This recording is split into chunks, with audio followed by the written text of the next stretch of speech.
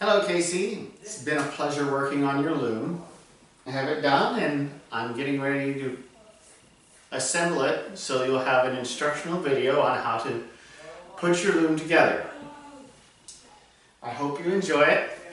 We're going to send this ahead in advance, and if you see any issues, please let us know so we can fix them before we ship it. With that said, let's begin. First, I need to clear enough space to lay it out.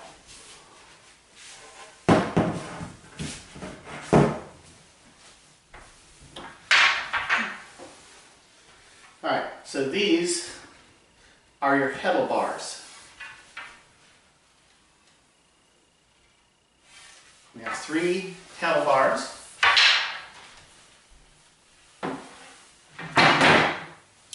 Just in case you're interested, I had to make a spoke plane to make them.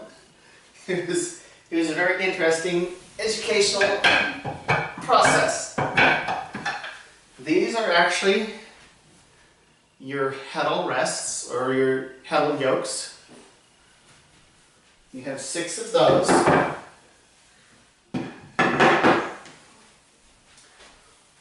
Now, the beam yokes, they look like they're bolted in, but they're not. These are square-headed wedge pins. These will not come out, so don't try to unscrew them. They'll just break.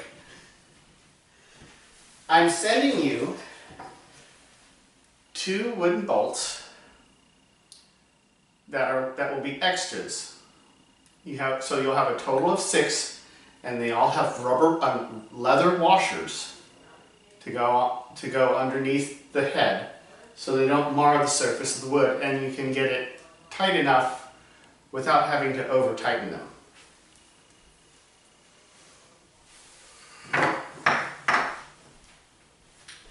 Now, in order to advance your beam with your warp on it and to tighten up your bolts,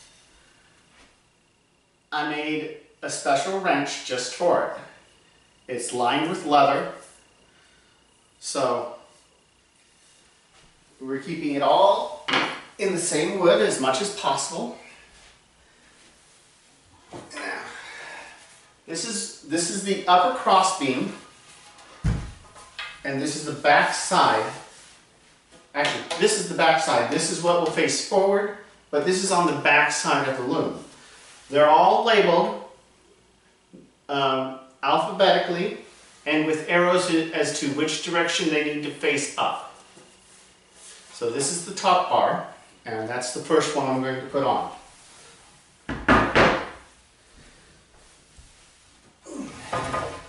This is the bottom bar, and that'll go on after I get it upright. Alright. Hang on. Okay, so we're here. So I've laid out the left and right masts, and now I'm going to put the corresponding crossbar on. So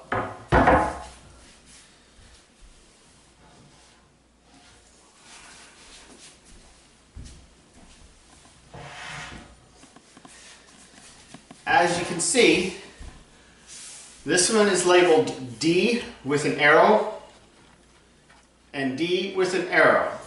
Yeah, over on this side. Right.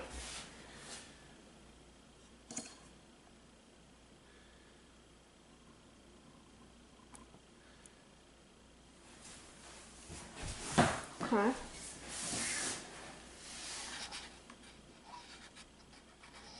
That's the photo button. Or are you zooming? I'm zooming. Okay. Yep. Are we recording? Alright, so this is C with an arrow and C with an arrow. So what you have to do is you roll it over, and then you put your first set of bolts and washers in. I'll start with there since you're Alright, so bolts are made out of the same wood.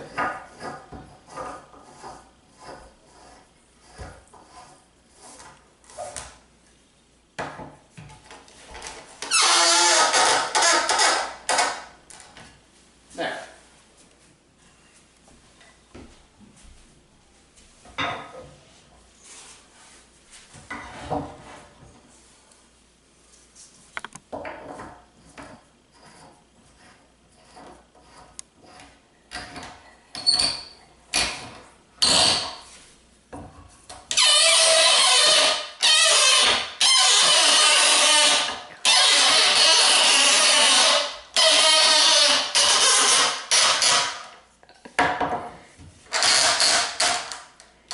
All right, that should be good.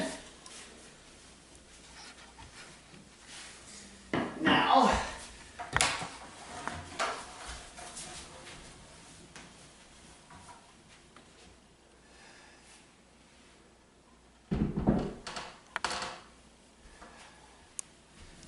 all right, just like with the top, the bottom has corresponding sided marking. I haven't marked this one yet, but it'll get marked. So, right now the arrow's pointing down on A, but it has to be pointing up, which means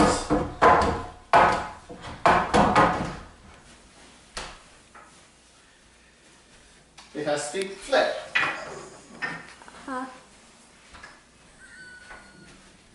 All right, so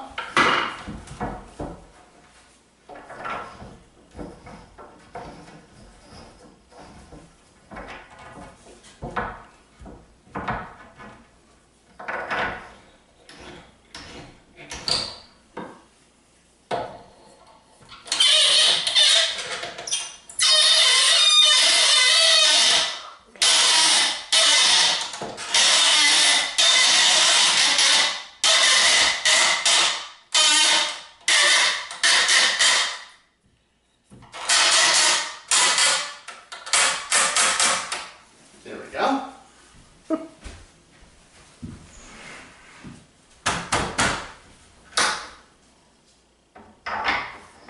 Putting wax on those will make them not squeak so much, right?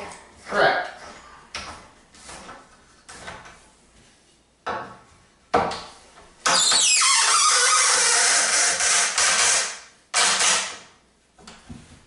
there we go. The frame itself is actually together. Now, we've already attached the warping bar to the beam. So you'd be able to understand how it goes on.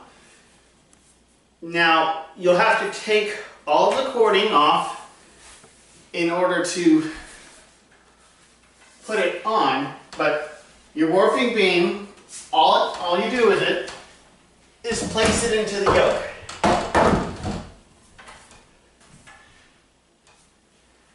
And there you go. Now, as I said, the wrench for the bolts is the same handle used for advancing the warping bar. So, all you do is slide it over the end.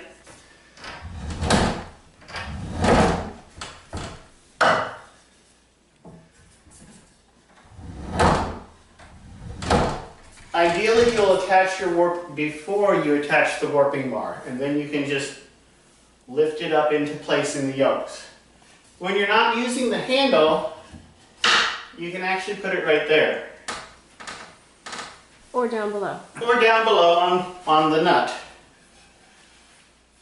Alright, so your handle yokes, you have 5 holes, so you can decide which type is best for you.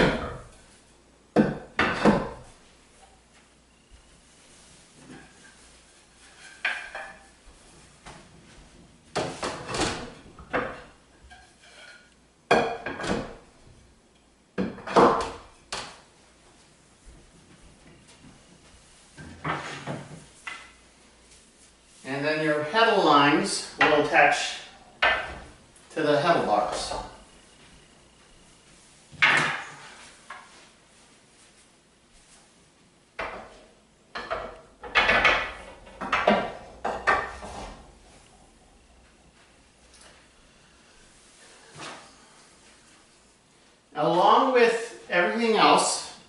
we're sending you a warping tool for attaching the warping bar. So you can use this to grab the end of the cord that lashes the warping bar to the beam. And all you do for that is you run it through and attach the line and pull it through. Or you can use it like a needle. It's small enough that it'll actually go all the way through the hole. So I can make more of these. If it breaks or you lose it, it's not a problem. Just let us know if you ever need more of these. They kind of wear out after a while. But this is your loom, and I hope it serves you well. Now, Casey, one thing that we forgot to mention to you is we managed to get a hold of you. This was about the biggest piece of you that we could get, and we used it to make your shuttle. We thought you would appreciate that. And it's very light, very smooth, and it's got a very nice color to it. I hope you enjoy it. And I know that Tammy sent you pictures of the weaving sword, but here is your weaving sword. We put Celtic ring and dot pattern on it because we thought you would appreciate that. It's based on a weaving sword from Godstad, from the village that was a trading village. It was based on two that were found in a burial site. One was made out of whalebone, the other was actually made out of iron. It was in a family burial just outside the village. So there's your weaving sword. How it's used is after you've run your shuttle across, when you switch your shed, then you'll take the weaving sword and use it to push up your line and get it as tight as you want it. Once again, it's also sanded very smooth, and I hope you enjoy it.